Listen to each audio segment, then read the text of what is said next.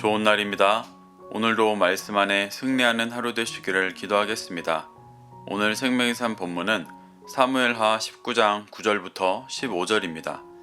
오늘 본문에서는 압살롬의 죽음으로 슬퍼하는 다윗에게 요압이 찾아와 백성들의 마음을 위로하라고 권하고 다시 백성들 앞에 서는 다윗의 모습이 나옵니다.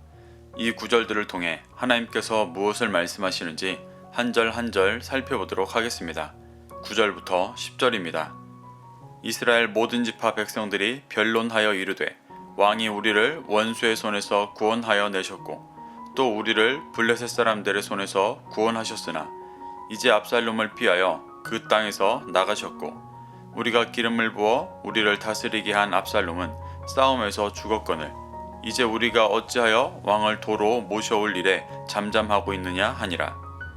8절 후반에서 이스라엘이 각기 장막으로 도망하였다고 나왔었습니다. 본장에서 이스라엘은 반역한 무리들을 칭합니다.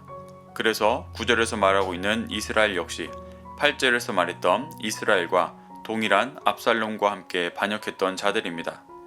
이들은 각기 장막으로 도망한 후 이후의 일들에 대해 함께 변론하였습니다. 9절에서 말하는 우리를 원수의 손에서 구원하여 내셨다는 것은 다윗이 이스라엘을 괴롭게 했던 수많은 이방 민족들에게서 구원했던 일을 말하는 것입니다. 또 다윗은 블레셋의 손에서 자신들을 구원해냈던 왕이라고도 합니다. 그런 다윗이 자신들이 스스로 기름 부어 왕으로 세웠던 압살롬으로 인해 나가 있는데 이제 압살롬이 죽었으니 다윗을 다시 왕으로 모셔와야 한다고 변론하고 있습니다. 그런데 이들의 모습이 참 이상합니다. 반란을 일으킨 자들이라면 다윗 왕에게 사죄하고 다윗을 세우신 하나님 앞에 회개하며 마음을 새롭게 하는 결단이 있어야 하는데 그러한 모습이 보이지 않습니다. 그저 압살롬이 죽은 상황이니 이전에 자신들을 구원했었던 다윗을 다시 왕으로 세우고자 하고 있습니다. 이들의 변론 안에는 제사장 나라의 백성으로 돌이키려 하는 목적이 없고 상황에 따라 자신의 유익을 쫓는 모습만 드러납니다. 11절부터 12절입니다. 왕이 사독과 아비아달 두 제사장에게 소식을 전하여 이르되 너희는 유다 장로들에게 말하여 이르기를 왕의 말씀이 온 이스라엘이 왕을 왕궁으로 도로 모셔오자 하는 말이 왕께 들렸거늘 너희는 어찌하여 왕을 궁으로 모시는 일에 나중이 되느냐. 너희는 내 형제요 내 고륙이거늘 너희는 어찌하여 왕을 도로 모셔오는 일에 나중이 되리요 하셨다 하고 다윗은 이스라엘 지파들이 자신을 복권시키려는 변론을 하고 있다는 것을 알고 예루살렘으로 돌아갈 준비를 하고 있습니다. 이 과정에서 다윗은 상황에 따라 자신의 유익만을 쫓으려 하는 이스라엘 지파들과 다르게 하나님 아버지의 마음을 품고 모든 이스라엘을 다시 제사장 나라 백성으로 세워나가려 애쓰는 모습을 보여줍니다. 다윗은 예루살렘에 남아있던 대제사장 사독과 아비아달을 통해 유다 장로들에게 소식을 전합니다. 다윗은 유다 장로들에게 온 이스라엘이 왕을 예루살렘 왕궁으로 다시 모셔오자고 변론하고 있는데 왜 유다 지파들은 그 일에 나중이 되고 있느냐라고 말합니다. 다윗이 유다 지파를 꼭 집어서 말하고 있는 이유는 유다 지파들이 압살롬의 반역의 핵심 세력들이었기 때문이었습니다. 사무엘하 15장 10절을 보면 압살롬이 헤브론에서 왕이 되었다고 하며 반역을 시작하는 모습을 볼 수 있습니다. 이곳은 다윗이 과거 12지파의 왕이 되기 전 유다 지파의 왕으로 있을 때의 중심지였습니다. 그곳에서 압살롬이 반역을 시작했다는 것은 유다 지파가 압살롬의 반역 세력의 핵심이었다는 것을 보여주는 것입니다. 유다 지파는 자신들이 반란 세력의 핵심이었기 때문에 온 이스라엘이 다윗의 복권에 대해 변론할 때 침묵할 수밖에 없었습니다. 그런데 다윗은 그런 유다 지파를 미워하지 않고 오히려 그들에게 자신이 돌아오는 일에 왜 소외되어 있냐며 그들을 독려하고 있습니다. 다윗은 자신의 지파임에도 자신을 배신했던 유다 지파가 인간적으로 보면 너무 밉고 서운할 수 있는 자들이었을 것입니다. 하지만 다윗은 12절에서 오히려 자신이 유다 지파의 혈통임을 강조하며 너희가 나를 왕으로 모셔오는 일에 더 적극적으로 앞장서라고 말하며 격려하고 있습니다. 다윗이 하나님 아버지의 마음을 가지고 잃어버린 양을 구원하고자 하는 중심이 없다면 유다 지파를 이처럼 대할 수 없었을 것입니다. 13절입니다. 너희는 또 아마사에게 이르기를 너는 내 고륙이 아니냐. 내가 요압을 이어서 항상 내 앞에서 지휘관이 되지 아니하면 하나님이 내게 벌 위에 벌을 내리시기를 바라노라 하셨다 하라 하여. 다윗은 유다 지파를 격려하는 데 이어서 아마사를 다윗 왕국의 군 지휘관으로 임명합니다. 아마사는 요압과 같은 다윗의 조카였습니다. 그래서 다윗은 그가 자신의 고륙임을 강조하며 그를 부릅니다. 그런데 아마사는 반란군의 군 지휘관이었습니다. 반역의 죄질로 따지면 그는 압살롬 다음으로 죄가 무거운 사람이었을 것입니다.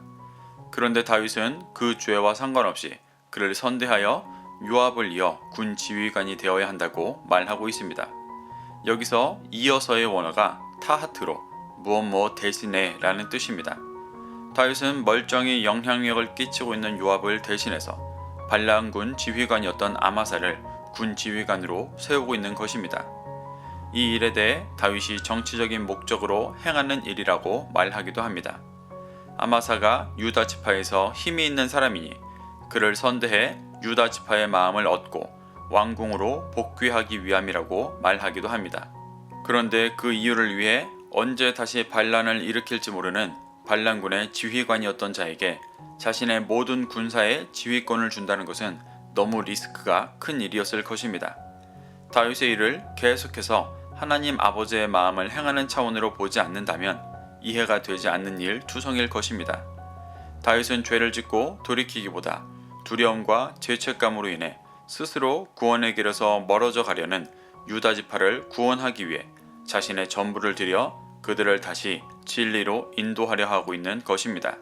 14절부터 15절입니다. 모든 유다 사람들의 마음을 하나같이 기울게 하매 그들이 왕께 전가를 보내어 이르되 당신께서는 모든 부하들과 더불어 돌아오소서 한지라. 왕이 돌아와 요단에 이르매 유다 족속이 왕을 맞아 요단을 건너가게 하려고 길갈로 오니라. 다윗의 이 사랑과 은혜는 결국 모든 유다 지파들의 마음을 하나같이 다윗을 향해 기울게 하였습니다.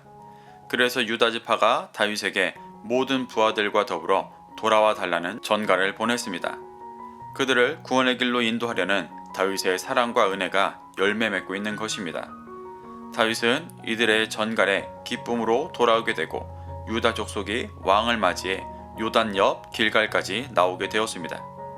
이 모습은 압살롬에게 쫓겨 급히 요단을 건널 때와 전혀 다른 모습입니다. 다윗은 끝까지 인내하며 모든 죄인을 구원하려 하시는 하나님 아버지의 마음을 따라 다시 12지파의 왕으로서 지지를 받으며 복귀하고 있습니다. 사랑하는 성도 여러분, 오늘 본문에서는 반란을 일으켰던 이스라엘이 여전히 육신에 속해 있는 모습을 보여줍니다.